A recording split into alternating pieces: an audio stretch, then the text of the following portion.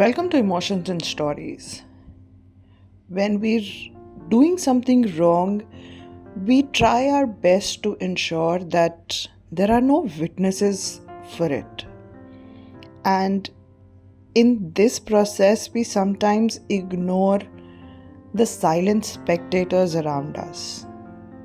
And this assumption can lead to your downfall because the mute witness can be really loud when the time comes. Our today's story is about one such mute spectator. So let's begin today's story, The Silent Witness.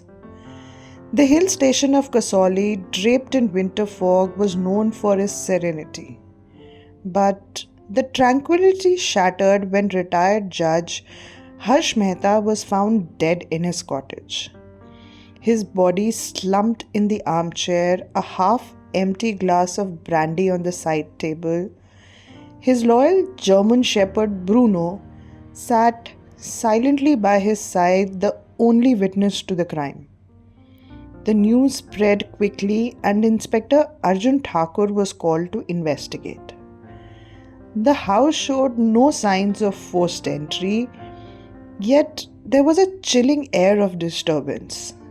The window was slightly ajar despite the freezing cold outside, and the glass bore a faint trace of white powder. Harsh Mehta had a complicated family history. His only son, Rohan Mehta, had returned from abroad just a week before the murder. Rumors of heated arguments between the two had circulated among the house staff, with Rohan demanding a share of the family property which Harsh had refused. When questioned, Rohan was defensive. Yeah, we argued, but it was just a disagreement. And I left before dinner. I didn't even stay the night. However, the housekeeper contradicted his claim. She saw Rohan in the house around midnight, lingering near the study door when Harsh had been found dead. The revelation added tension, but there was more. Harsh's brother-in-law, Devin Khanna, had also been present in the house earlier that evening. Devin was once accused by Harsh of embezzlement and had a long-standing grudge against the judge. Arjun questioned Devin about his visit. Devin hesitated. I came to apologize, but he wouldn't forgive me. That's all I can say. Adding to the complexity was Harsh's former caretaker, Mrs. Fernandez, who had been let go a year earlier under suspicious circumstances when family jewelry had gone missing. She had been spotted in town recently and had made inquiries about Harsh's health. When inspecting Harsh's study, Arjun found a partially burnt note in the fireplace. The words that were still visible were, "You can't keep hiding the truth. Consequences will follow." Was it a threat? A confession?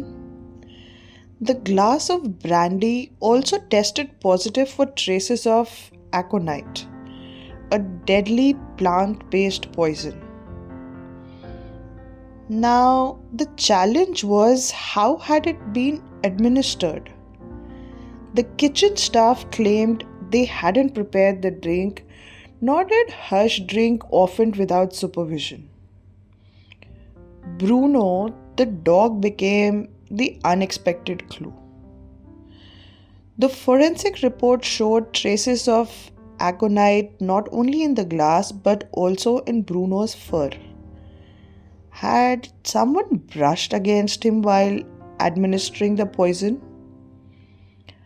Arjun recalled the window slightly ajar and considered an alternative theory. Someone familiar had to be in the house and close enough for the dog not to make noise. The turning point came when Arjun brought in a canyon behavior expert to observe Bruno. Normally calm Bruno had become increasingly agitated whenever Rohan was near. But the real twist came when the housekeeper was called to the study for questioning. Bruno growled at her too. Under pressure, the housekeeper finally broke down. She confessed that she had prepared the brandy and laced it with the mysterious powder provided by Rohan, who had claimed it was a herbal relaxant for his father. However, Arjun uncovered a shocking piece of evidence.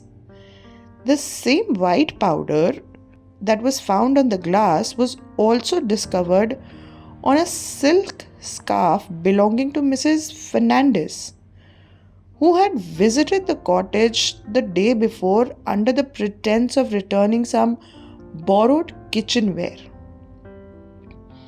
When questioned, Mrs. Fernandez revealed that she had been blackmailed by Rohan to deliver the poison, believing it was harmless and meant only to cause mild illness. However, she had no idea that it will be used in lethal dosage.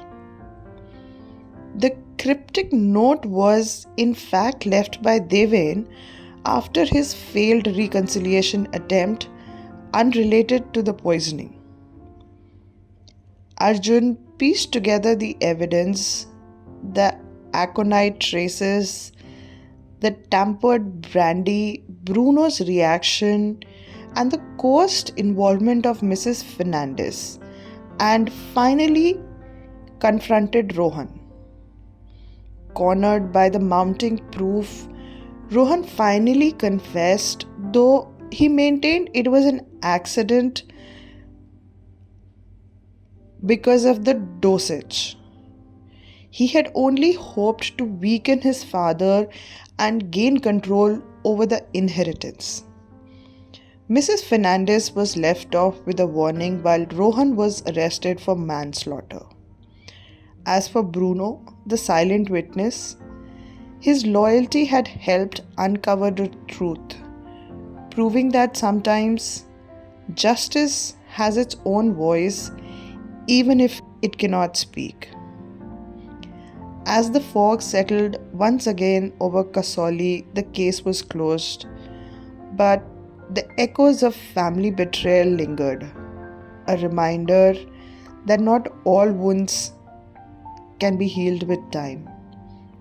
I hope you enjoyed today's story. Do let us know in the comments what you think about this story. Thank you.